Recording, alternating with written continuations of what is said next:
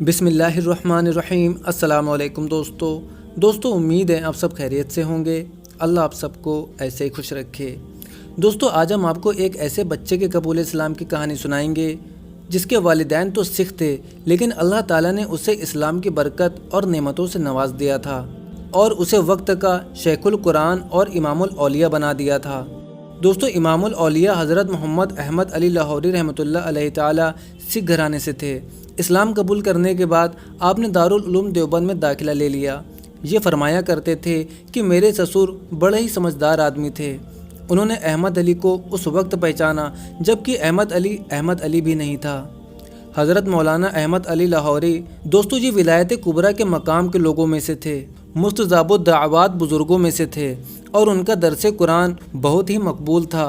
ये बहुत माने हुए गैर मुतनाज़ा शख्सियत थे। अपनी शादी का वाक़या सुनाते हुए कहा, मेरे ससुर को सास ने इत्तला दी कि हमारी बेटी की उम्र पूरी हो गई है, कोई मुनासिब रिश्ता हो तो इसका फ़र्ज़ निभाइए। तो मेरे ससुर पंजाब के मदारिस में अपनी बेटी के लिए मुनासिब बच्चा ढूंढने के लिए निकले।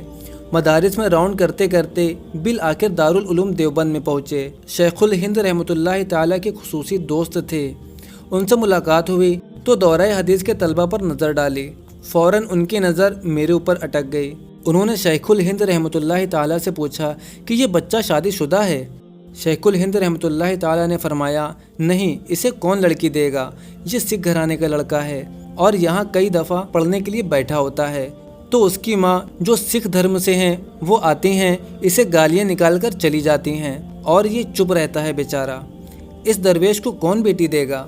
उन्होंने कहा कि अच्छा, आप उनसे पूछे, अगर ये तैयार हों तो मैं अपनी बेटी के साथ निकाह करवा दूंगा।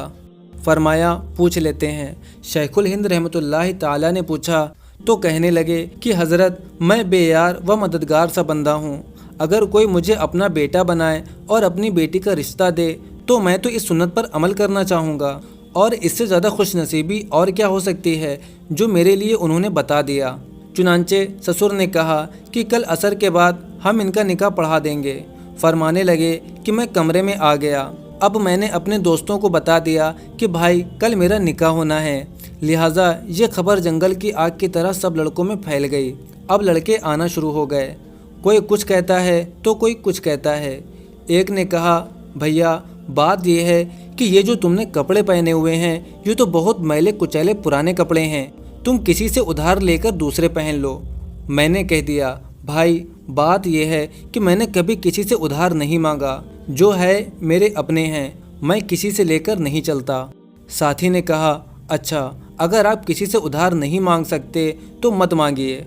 ऐसा करें कि कल इन कपड़ों को आप धोकर साफ करके फिर पहन लेना, मजमे में कम से कम साफ कपड़ों में तो बैठोगे ना। फरमाने लगे, मेरी बदबख्ती आ गई थी कि मैंने हाँ भर ली। अगले दिन सबक ख़त्म हुआ तो मैंने धोती सी बांधी और कपड़े उतारकर उनको धो डाला। अल्लाह की शान देखिए, सर्दियों का मौसम, ऊपर से बादल आ गए। अब जोहर का वक्त भी करीब आ गया और मेरे कपड़े गीले। मैं मस्जिद के पीछे जाकर कपड़ों को लहरा रहा था और अल्लाह से दुआ मांग रहा था कि ऐ अल्लाह मेरे कपड़े खुश्क कर दे। वो तो ना होने थे ना हुए और जोहर की अजान हो गई। अब मुझे मजबूरन गीले कपड़े पहनकर सर्दी के मौसम में मजमे में बैठना पड़ा। अब सब कहने लगे कि जी दुल्हा कहाँ है। अब सबकी नज़र मुझ पर पड़ी और पता चल गया कि इसके तो कपड़े गीले हैं और सर्दी में पहन कर बैठा हुआ है। फरमाने लगे, मेरे ससुर को अल्लाह ने वो सोने का दिल दिया था कि उन्होंने देखा कि कल यही कपड़े थे और मैले थे और आज भी यही हैं और गीले हैं। इसका मतलब ये है कि इस बच्चे के पास दूसरा जोड़ा भी नहीं है। उनके दिल पर इस बात का कोई असर ना हुआ, वो तो मेरी पेशानी के नूर को देख रहे थे। दोस्तों मर्द हक्कानी की पेशानी का नूर कब छुपा रहता है। उन्होंने मेरा निकाह पढ़ा दिया। मैं फारिग हो गया दौराए हदीस से और रुखसती हो गई। तो जब मैं बीवी को ले आया तो इब्तिदाई के 1-2 महीने मेरे पास रही और उनमें भी उसे फाका करना पड़ा, क्योंकि मेरे पास तो कुछ होता ही नहीं था। जो मिलता हम दोनों खा लेते, वरना फाका से दिन गुजारते। महीने के बाद वो अपने मायके गई, जैसे बच्चियां जाती हैं। शादी के बाद तो फरमाते हैं कि जब वो अपने घर गई तो उसकी माँ ने पूछा, बेटी तूने अपने घर को कैसा पाया। अब वो इतनी तकिया पास बाग बच्ची थी, अपनी माँ से कहने लगी کہ امی میں تو سوچتی تھی کہ مر کر جنت جائیں گے، لیکن میں تو جیتے جاگتے جنت میں پہنچ گئی ہوں۔ اللہ اکبر کبیرہ۔ اتنی صابرہ اور شاکرہ تھی، کہنے لگے بس پھر اللہ تعالیٰ نے میرے گھر میں برکت دینی شروع کر دی۔ دوستو جب خاوند ایسا ہو اور بیوی ایسی ہو تو پھر برکتیں کیوں نہ ہوں گی۔ چنانچہ حضرت فرمانے لگے ایک وہ وقت تھا جب کھانے کو نہیں ملتا تھا، اور ایک آج احمد علی پر وہ وقت ہے کہ میرے کھانے کے لیے طائف سے پھل آتے ہیں۔ اور پھر انہوں نے فرمایا کہ سرگودا کے علاقے کے بڑے بڑے لوگ جو سرگودا کے کلیار ہیں، ان کی بیویاں آج میرے گھر میں آ کر برکت کے لیے جھاڑو دے کر جاتی ہیں۔ اتنے بڑے لائن لارڈ کی بیویاں برکت کے لیے میرے گھر میں آ کر جھاڑو دے رہی ہیں۔ آج اللہ کا مجھ پر اتنا کرم ہے۔ دوستو اتنی عجیب بات ہے کہ ایسے گھرانے کا بچہ جس کا کوئی اپنا نہیں تھا، اللہ تعالیٰ نے اس کو دنیا میں ایسی عزت عطا فرما دی۔ چنانچہ یہ ایک مشہور واقعہ ہے کہ اپنی وفات کے بعد وہ علماء میں سے کسی بڑے عالم کو خواب میں نظر آئے۔ انہوں نے پوچھا حضرت آگے کیا بنا؟ تو حضرت کثرت سے روتے رہا کرتے تھے، خوف خدا ہر وقت دل پر رہتا تھا۔ فرمانے لگے اللہ تعالیٰ کے حضور پیشی ہوئی تو پروردگار نے فرمایا احمد علی تو اتنا روتا کیوں تھا؟ کہنے لگے جب مجھ سے پوچھا گیا تو مجھے خیال آیا کہ نبی کریم صلی اللہ علیہ وسلم کا فرمان ہے جس سے حساب کتاب میں پوچھ شروع ہو گئی وہ نہیں بچے گا، تو میں ڈر گیا، اور جب میں ڈرا تو پروردگار نے فرمایا احمد علی اب بھی ڈر رہے ہو؟ آج تمہارے ڈر کا نہیں خوش ہونے کا دن ہے، ہم نے تمہیں معاف کر دیا، اور جس قبرستان میں تمہیں دفن کیا وہاں کے سب گناہ گاروں کو بھی معاف کر دیا۔ چنانچہ ان کی قبر کی مٹی سے خوشبو آیا کرتی تھی، ہزاروں انسانوں نے ان کے قبر کی مٹی اٹھا کر گھر لے جانا شروع کر دی تھی۔ تو علماء متوجہ ہوئے، پھر انہوں نے مل کر مستقل دعا مانگی کہ اے اللہ بس جو چیز ظاہر ہو رہی ہے اس ظہور کو ختم فرما دے، ورنہ لوگ مٹی ہی نہیں چھوڑیں گے۔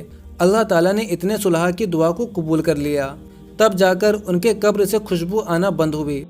دوستو اللہ تعالیٰ عزتیں عطا فرما دیتے ہیں، جس کا اپنا کوئی نہیں ہوتا ساری دنیا پھر اس کی بن جاتی ہے۔ جس کو کھانے کے لیے روٹی نہیں ملتی اس کو کھانے کے لیے پھر طائف سے پھل آیا کرتے ہیں۔ ماشاءاللہ آج کے زمانے میں تو یہ آسان ہے، جب بحری جہاز آتے جاتے تھے اس زمانے میں طائف سے پھل آنا کوئی آسان کام نہیں تھا، تو اللہ رب العزت دنیا میں اسے عطا فرما دیتے تھے۔ جو اللہ کا بنتا ہے پھر اللہ تعالیٰ اسے اپنا بنا لیتے ہیں، جسے اللہ اپنا بنا لیتے ہیں پھر عزتیں اس کے مقدر بن جاتی ہیں۔ دوستو آپ کو آج کی یہ ویڈیو کیسی لگی ہمیں کمنٹ کر کے ضرور بتائیں۔ ویڈیو پسند آئی ہو تو ویڈیو کو لائک کریں اور اسے زیادہ سے زیادہ شیئر کریں۔ اب ملتے ہیں آپ سے ایک اور ریورٹ مسلم کی سٹوری کے ساتھ، تب تک کے لیے اپنا بہت سارا خیال رکھیں۔ السلام علیکم ورحمۃ اللہ وبرکاتہ۔